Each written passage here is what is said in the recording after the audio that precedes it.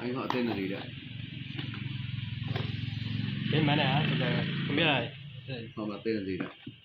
Coi à. Là vô của đi là chỉ vô nhưng không biết biệt là chụp con hay là Làm cho anh được, làm cho anh được hay là chụp tên có anh được không trọng này? Tên nó chỉ là cái tên thì tạo tài khoản Google đấy mà. thế rồi gì? Đấy, nó không quan trọng được phải là chính xác cái tên. Ủa con mà. Vô đây xí đó là vô đây xí nào tụi mua nhà lì của mỏ thằng cả nhà lì tôi số.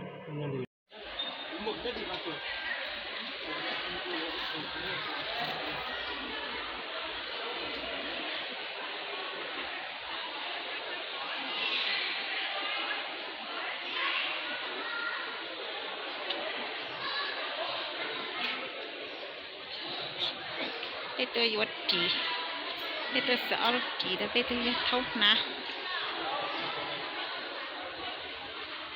Lời tên nó mà nói luôn trong sập bán.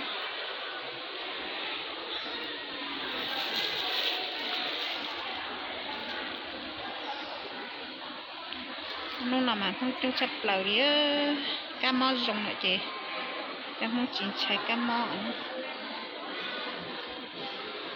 Chị tôi trong sập lầu.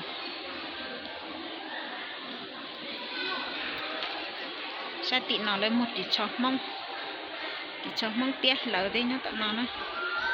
Đây tôi vừa chị tôi vừa nữa.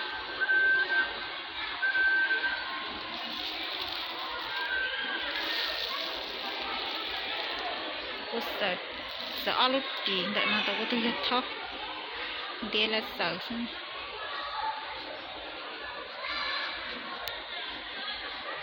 nhưng mà giờ dụa nhăn là sợ chỉ sợ giờ chỉ một tí na vua sẽ chạy na này tập la nữa để cho chỗ sợ sức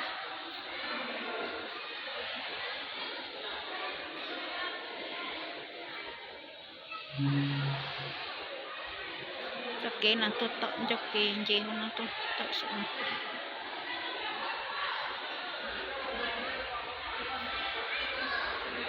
là tên nó trên là chữ vò là chỉ tập thế nữa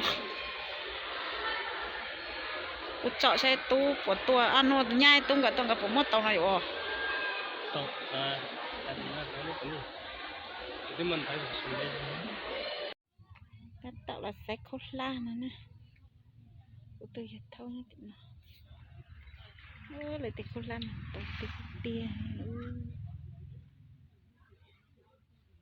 sen tàu tự chỉ bắt cá vô lúc từ hết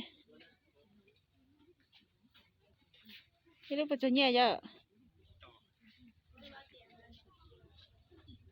tàu chập lại bao vô lúc từ nè